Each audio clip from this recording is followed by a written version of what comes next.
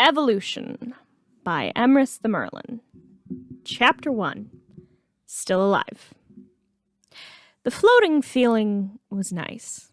Much better than the pain. It had felt as though her blood was replaced with needles and her head was so full it was going to implode and take everything around her with it, like a black hole. All the while fighting Vilgax. Wait, Vilgax? Jen shot upright, gasping for air, panic filling her brain as she reached for the Omnitrix. Someone caught her hands, and she kicked out blindly, connected with something solid and unyielding. She kicked it again, and her ankle twinged as she wrestled with whoever was holding her wrists. It was then that sound returned, and she heard a familiar voice. I swear if you keep fighting me, Tennyson, I'm gonna punch some sense back into you.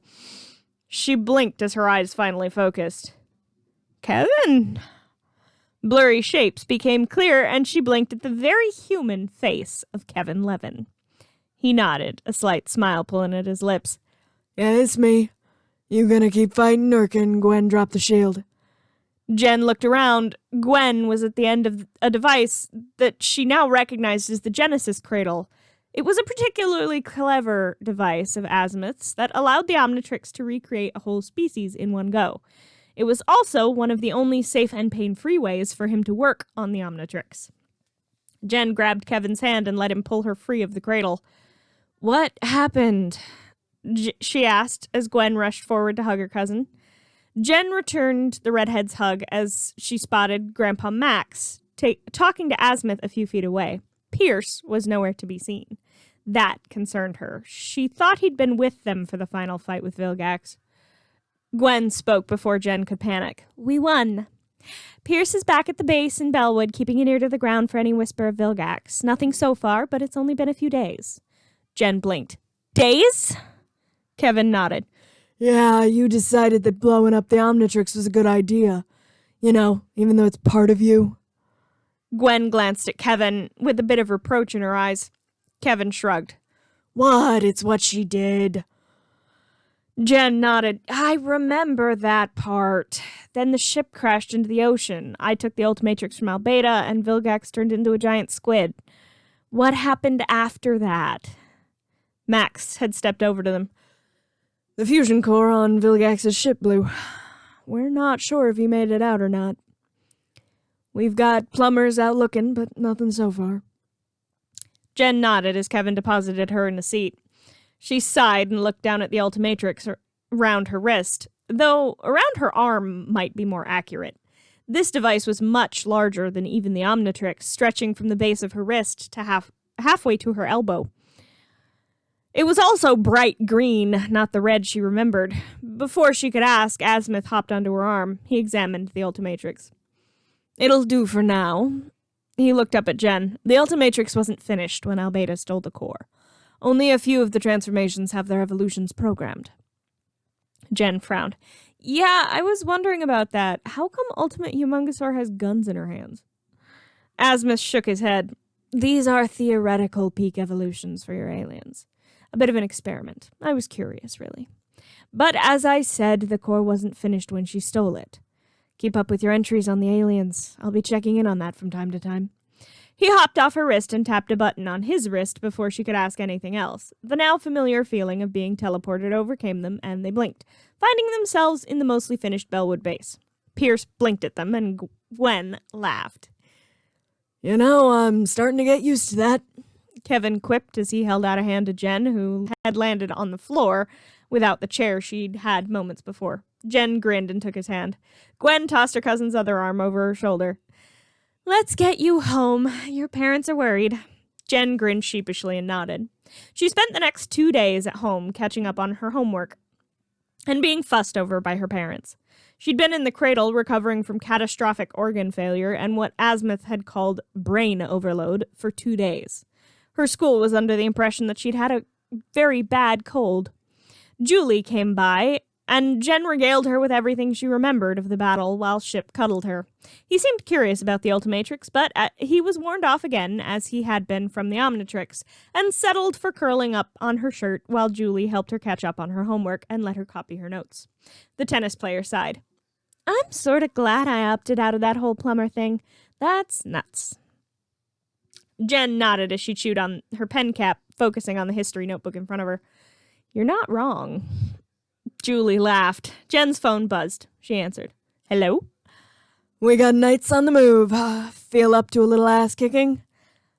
Jen grinned at Kevin's words. Pick me up in 5. Julie rolled her eyes but smiled patiently as Jen snapped a few photos of her notes and raced out the front door to meet Kevin's car at the curb.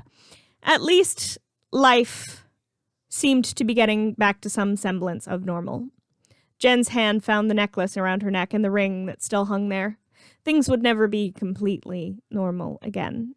Not for any of them, but she could make life work.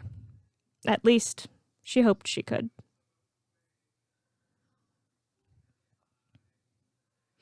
Chapter 2. Revealed. Months passed. December came and went. Jen and Gwen shared their birthday party as usual. Jen's parents finally let her take ownership of the car Kevin had built her, and the brunette passed her driving test with flying colors. The trio settled into a routine. Jen was delighted to discover that the Ultimatrix had allowed her to unlock not just the aliens she had been recently, but every transformation she had ever used. She had way too much fun getting reacquainted with her old transformations, with the exception of Ghost Freak. Despite all assurances from Azimuth and her grandma Verdona that the hostile mind that had been attached to the ectoneurite DNA was gone, Jen still wasn't comfortable with using the transformation. Too many bad memories attached. Gwen wasn't so lucky in the car department. Though her parents let her take her test, and she passed, they still weren't so sure about getting her a car of her own yet. Kevin let her drive his car as consolation. All told, things were going pretty well. The base under Bellwood was close to finished. Grandpa Max was letting Jen, Gwen, and Kevin in with more frequency, since they had already spoiled the surprise to honor Ethan and his father. He had basically moved into the completed barracks anyway. Pierce had actually moved into the barracks, along with a few plumbers who were being stationed at the base. SECT, the Special Extraterrestrial Containment Team, and various branches of the world's governments were talking to the plumbers about opening Earth to the universe. The negotiations were being kept very quiet for now, as no one wanted to scare the general public.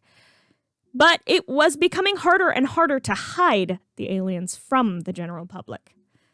Jen had been invited to a few of these meetings as a witness and example of how alien and human could work together. She also saw Lieutenant Steele again. He offered his condolences for what had happened to Ethan. She'd nodded to him, but didn't speak. Her throat had closed, as it usually did when tears threatened. January crawled its way by, eventually giving way to February. Despite the continued activity of the Forever Knights, things were relatively quiet.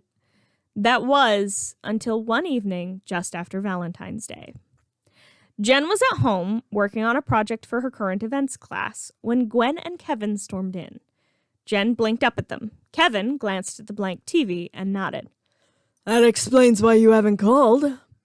Jen looked up at the clock on the wall. Was I supposed to? I'm doing homework. I have to find an article about a current event I'm interested in. Kevin started laughing loudly. Gwen glowered at him. Jen frowned. Why is my homework making your boyfriend laugh, Gwen? Because you're the only event happening right now. Jen blinked at her cousin in confusion. Gwen snatched up the remote and flicked on the TV, stopping it on the first news channel she could find. Jen stared as a distorted voiceover spoke about aliens not only being real, but among us. If that wasn't bad enough, all the videos and photos shown on the segment were her aliens, obvious due to the Omnitrix symbol always present. Something that whoever was voicing this news seemed to have realized. And the most surprising thing of all is that all the aliens you've just seen are actually alter egos of one woman. Her name is Jen Tennyson. Jen went pale, her notebook slipping from boneless fingers as a photo of her from the school newspaper popped up on the screen. She and a few of her soccer teammates were holding up the trophy they'd won that season, and the Ultimatrix was on her wrist. Though the majority of the device was hidden by the sleeve of her shirt, the bright green and black hourglass was clearly visible. Oh, you've got to be fucking kidding me. The next day was a blur. Jen pulled the landline out of the wall when the phone wouldn't stop ringing. Eventually, she shut off her cell phone, too. Gwen could keep her parents out of town, thanks to her father's job once again, in the loop. It was probably better that way. It was probably better that they weren't here, though. Things were going crazy. In addition to her name and face plastered everywhere, there were news vans outside the house day and night waiting for her to come out. Kevin was blocked in, as was Jen's car. The three of them were going a little crazy. I understand freedom of the press, Lieutenant Steele. My father is a lawyer. This is harassment of a minor. We can't even leave the house, Gwen argued into Kevin's phone. Her own was in Jen's hand. Yeah, Mom, I have no idea how it happened. No, you and Dad shouldn't come home early. Mom, I doubt you'd even be able to get back into the house right now. Yeah, news vans around the block. Jen sighed. I'll be careful, Mom, I promise. Love you too. She hung up and tossed Gwen's phone onto the table before grabbing one of the pillows from the couch and screaming into it with gusto. Kevin winced as he flicked through another news channel. They are all over you. Seem to be of two minds. You got Harang, who seems to think you're some kind of menace, one-woman invasion. Then you got the other side, who seem to actually be covering what they can of what you've actually done. They seem to be more on your side. It's the smaller local channel. Jen swore. I hate this. She paced the room up and down and growled under her breath. I can't be in this house anymore. Kevin stood and peeked through the curtains. Cameras flashed and he dropped it again. How do you plan to get past them? Jen frowned, then nodded to herself. She snatched up Kevin's keys and tossed them to him. Once they're gone, you guys go do something. I don't know. I can't be in this house anymore. I'm gonna go head to Julie's and hide there for a bit. She slipped her phone into her jacket. Taking a deep breath, she slipped her own keys into her pocket and stepped up to the door. Gwen frowned. I'm gonna have to call you back, Lieutenant. She hung up as Jen opened the door and stepped outside to the flash of news cameras and clamoring of questions. She closed the door before Kevin and Gwen could leave with her.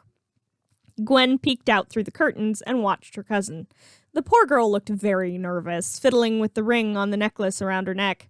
She waved awkwardly at the cameras, a nervous grin on her face. Kevin shook his head as Jen's hands dropped to meet behind her. This won't go well. He made to step out the door, but Gwen grabbed his hand. She'd seen her cousin's hand spin the dial on the Ultimatrix. Hi? Jen waved at the reporters and was immediately bombarded with questions. She blinked at the bright flashes of light from the cameras. Above the din of noise, she heard one of the reporters ask a question. Miss Tennyson, can you show us one of your aliens? Jen let her hands drop behind her where they couldn't be seen. She nodded slightly as she spun the dial on the Ultimatrix. All she needed was someone with wings. She knew who she wanted, though, and by some miracle the device obeyed. In a flash of green light, Big Chill stood before the reporters before taking to the wing. They raced to their cars to chase the giant moth. She led them about 8 blocks away before letting herself vanish behind a building, then into thin air. She sighed as she flew back to her car. Kevin and Gwen seemed to have taken her advice and gotten out as soon as the reporters cleared off. She checked that they'd locked the door, then drove to Julie's house, wearing an old hoodie of Kevin's that would make it harder for her to be recognized than her signature green jacket, though she kept it in the car. She tapped on the door and Julie opened it. Oh, thank God you're okay. Jen shrugged as Julie ushered her inside. Well, okay is sort of relative right now. I mean, I had to literally pull a disappearing act to get out of my own house, so, you know. She let Julie hug her close. She took a few calming breaths. Julie ushered her over to the couch. Thanks for letting me hide out here. Julie nodded. I have tennis practice in an hour, but you can stay as long as you need. Ship hopped up onto Jen's lap and she cuddled the mechamorph. Jen's mood wasn't improved by the broadcasts by Will Harang, though, questioning if she was a threat or a menace. Julie frowned. That's bad journalism. Jen raised an eyebrow. How so? You can't just claim he's a bad journalist because he hates me. Julie shook her head. No, he's skewing his answers. There's no positive answer, no balanced perspective. Only people who are against you can even vote in it. Jen nodded, feeling a little bit better. She and Julie decided that TV wasn't the best thing right now and went out for a drive in Jen's new car instead.